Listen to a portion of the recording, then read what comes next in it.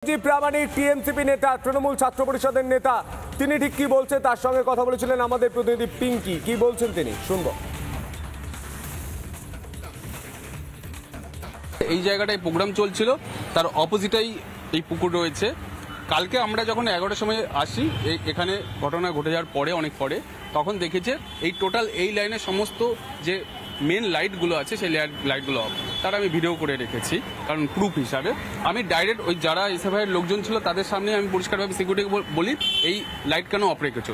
তারা বলে আমরা তো করিনি, এখানে ওরা করেছে। এবং তখন তারা বলে যে টুনি বাল্বের আলো নাকি সেই রকম একটা মহল তৈরি করার জন্য মেন লাইট অফ করে রাখা হয়েছে। আমি মানলাম যে এখানে যে কনসার্ট হচ্ছিল, গান বাজনা হচ্ছিল, তার আওয়াজে মেয়েটির চিৎকার শুনতে পাইনি, কিন্তু আলোটা থাকলে কেউ পড়ে গেলে ওখানে চটপট করলে কিন্তু দেখা যেত।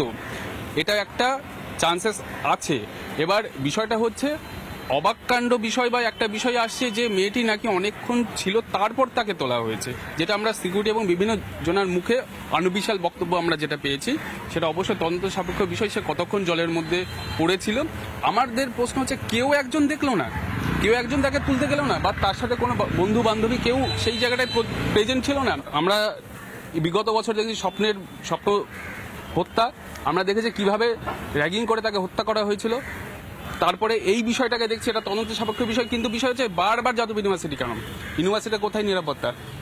যখন এই ঘটনা ঘটেছে তখন আমাদের স্কলার হোস্টেলের কোনো গাড়ি অথরিটি ঢুকতে দেয়নি, কিন্তু সারা বছর দেখবো যে 4 নম্বর গেট খোলা রয়েছে, অবাধভাবে সবাই প্রবেশ করছে। বিষয়টা হচ্ছে এখানে কর্তৃপক্ষকেও খুব একটা দোষ দিয়ে লাভ নেই, কারণ কর্তৃপক্ষের মাথায় দাঁড়িয়ে বামপন্থী যে শিক্ষক সংগঠন রয়েছে এবং এখানকার যারা বামপন্থী ছাত্র সংগঠন রয়েছে তারা যেভাবে চালে তারা সেইভাবে করে। এদের এত কিছুর পরেও কোনো কিছুতেই টনক হয় না। মারাত্মক কথা বলছেন তৃণমূল ছাত্র পরিষদের নেতা সঞ্জীব প্রামাণিক। তিনি বলছেন যে এই কর্তৃপক্ষের মাথায় বাম যে সংগঠন রয়েছে, শিক্ষক সংগঠন, তাঁরা রয়েছেন, সেই কারণে এদের এত বাড়ন্ত।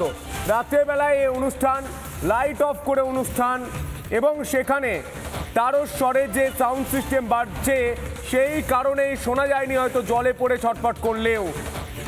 একটা তরতাজা প্রাণ চলে গেল যাদবপুর বিশ্ববিদ্যালয়ের একদম ভেতরে। এর আগেও আমরা দেখেছিলাম নদিয়ার সেই পড়ুয়া, তাকে যাদবপুর বিশ্ববিদ্যালয়ের মধ্যে র্যাগিং করে খুন করা হয়েছিল, সেই অভিযোগ উঠেছিল। স্বপ্নটা নিভে গিয়েছিল পরিবারে,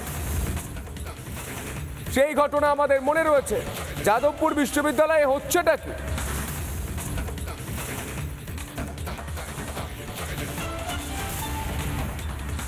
যাদবপুর বিশ্ববিদ্যালয়ের ক্যাম্পাসে ছাত্রীর রহস্য মৃত্যু, ক্যাম্পাস থেকে উদ্ধার ছাত্রীর দেহ।